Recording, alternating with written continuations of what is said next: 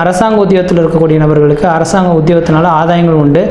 உங்களுக்கு உங்கள் தொழில் மேலே பாராட்டி உங்களுக்கு கௌரவிக்கக்கூடிய ஒரு காலகட்டங்களாகவும் இந்த நேர காலகட்டத்தில் இருந்துகிட்ருங்க. அதே வேளை குடும்பஸ்தானத்தில் குரு பகவான் இருந்தாவே ஆன்மீகம் தலைத்தோங்கக்கூடிய ஒரு காலகட்டங்கள். அப்போ ஆன்மீக சிந்தனைகள் அதிகமாக இருந்துகிட்ருக்கும். இந்த காலகட்டத்தில் நீங்கள் வாய்ப்பு கிடைத்தால்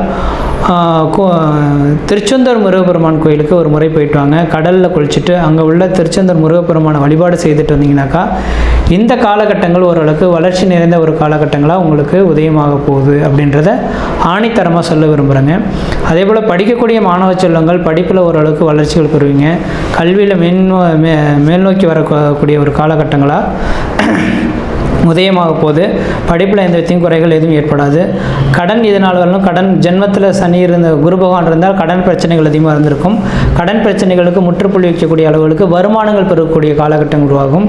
அதேபோல் 6ஆம் இடத்தை குரு பகவான் பார்க்கறனால ஜாமீன் சம்பந்தப்பட்ட கையெழுத்துக்கள் போடுறதை குறைத்து கொள்வது விசேஷமாக இருக்கும்.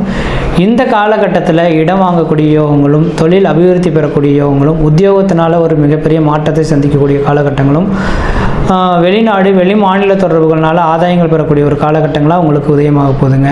அதனால் மிதுனராசி என்பவர்களுக்கு இந்த குரு பயிற்சி அதிர்ஷ்டம் நிறைந்த குரு பயிற்சியாக இருக்குது. அதனால் உங்களோட சுய ஜாதகத்தை ஒரு முறை எடுத்து பார்த்துட்டு அதன் பின்னர் சிந்தித்து செயல்பட்டிங்கன்னா இந்த வருடம் உங்களுக்கு சாதகமான ஒரு காலகட்டங்களாக இருக்குது.